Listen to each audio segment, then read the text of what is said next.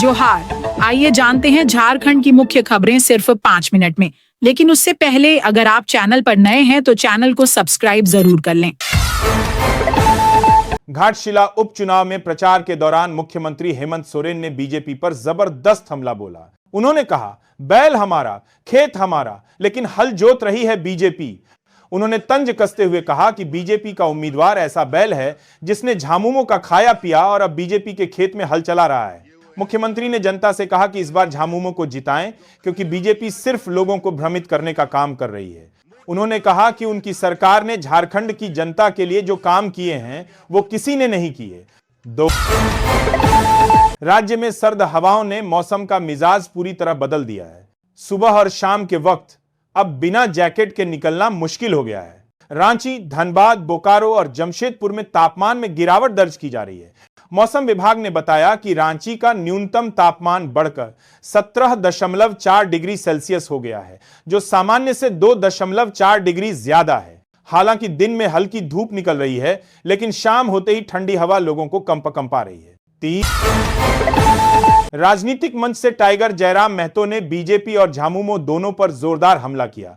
उन्होंने कहा कि इन दोनों दलों ने झारखंड की खनिज संपदा को लूटा है। राज्य के पास संसाधनों की कमी नहीं, लेकिन फिर भी जनता गरीबी और बेरोजगारी से जूझ रही है। उन्होंने कहा कि इस बार जनता धनबल नहीं, जनबल से जवाब देगी और सत्ता बदलने का काम करेगी। आजसू पार्टी के अध्यक्ष सुदेश महतो ने घाटशिला में एनडीए प्रत्याशी बाबूलाल सोरेन के समर्थन में रैली की।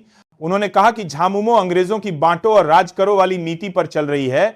सुदेश महतो ने कहा कि झारखंड की जनता अब बहुत जागरूक है और इस बार का वोट झारखंड की राजनीति को नया दिशा देगा। उन्होंने दावा किया कि आने वाले समय में राज्य में स्थायी और विकासशील सरकार बनेगी।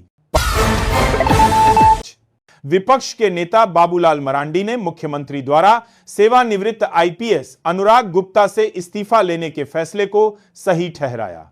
उन्होंने कहा कि यह कदम देर से सही, लेकिन सही दिशा में है। मरांडी ने कहा कि सरकार में ऐसे विवादास्पद अधिकारियों के लिए कोई जगह नहीं होनी चाहिए। उन्होंने कहा कि यह झारखंड की कानून व्यवस्था और प्रशासनिक ईमानदारी के लिए अच्छा संकेत है।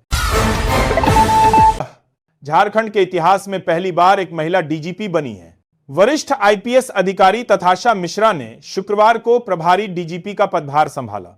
वे 1994 बैच की अधिकारी हैं और इससे पहले गृह, कारा एवं आपदा प्रबंधन विभाग में विशेष सचिव थीं।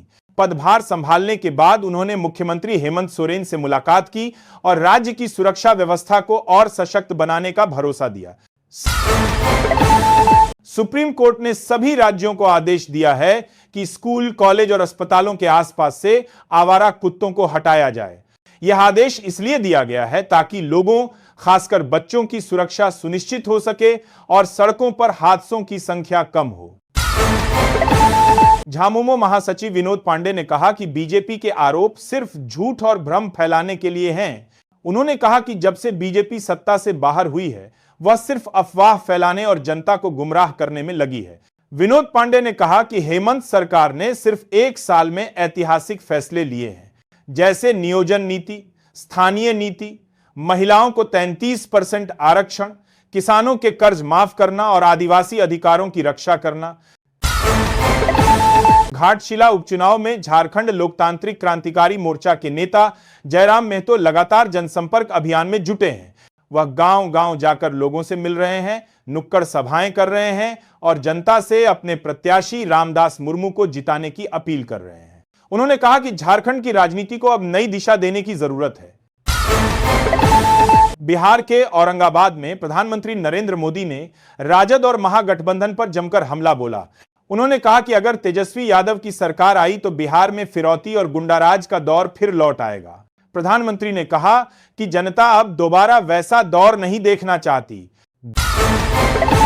राहुल गांधी ने कहा कि हरियाणा, मध्य प्रदेश, छत्तीसगढ़ और महाराष्ट्र में बीजेपी ने वोट चोरी की है। उन्होंने कहा कि बीजेपी जहां कमजोर पड़ती है, वहां चुनाव आयोग के जरिए खेल करती है।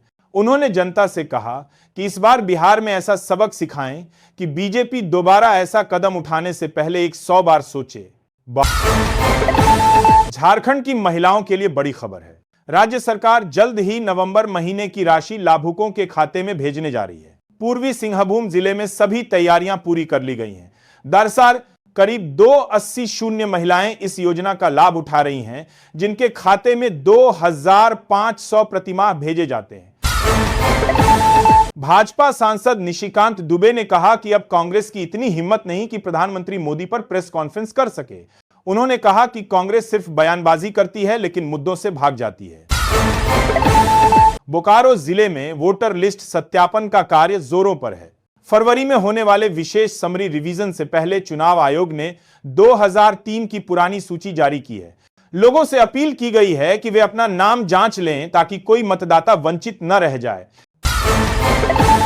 पूर्व मुख्यमंत्री रघुवर दास ने कहा कि रांची में राशन कार्ड घोटाला हुआ है। उन्होंने बताया कि 94 शून्य कार्डों की जांच में 400 से ज्यादा फर्जी पाए गए। उन्होंने कहा कि सरकार की लापरवाही के कारण 10 टन से ज्यादा अनाज गलत लोगों में बांटा गया। झारखंड कर्मचारी चयन आयोग ने जेल कक्षपाल भर्ती परीक्षा को स्थगित कर दिया है। आयोग ने कहा कि नई तिथि जल्द जारी की जाएगी ताकि उम्मीदवारों को तैयारी का पर्याप्त समय मिल सके। मुख्यमंत्री हेमंत सोरेन ने कहा कि राज्य में काम करने वाली कंपनियों को अपने यहां 75% नौकरियां स्थानीय युवाओं को देनी होंगी। उन्होंने कहा कि भाजपा की सरकारों ने बेरोजगारी बढ़ाई थी, जबकि उनकी सरकार रोजगार सृजन पर काम कर रही है। पूर्व मुख्यमंत्री चंपाई सोरेन ने कहा कि झामुमो ने हमेशा आदिवासियों को धोखा दिया है। उन्होंने कहा कि भाजपा ही झारखंड के असली हित की बात करती है और ओलची लिपि को 8वीं अनुसूची में शामिल कराना उसी का काम है। जयराम महतो ने सरकार पर भर्ती घोटाले का आरोप लगाया। उन्होंने कहा कि राज्य में नौकरियां हैं लेकिन सरकार भर्ती नहीं करती। जो परीक्षाएं होती भी हैं वे पहले से बिक चुकी होती हैं। उन्होंने कहा कि यह झारखंड के युवाओं के साथ बड़ा अन्याय है। बाबूलाल मरांडी ने कहा कि घाटशिला के हैदराजोड़ी पंचायत में एक भी मुस्लिम परिवार नहीं है, फिर भी वहां 174 मुस्लिम महिलाओं के नाम पर मैया योजना का पैसा दिया गया। उन्होंने कहा कि यह सरकार की योजनाओं में हो रहे फर्जीवाड़े का बड़ा उदाहरण है।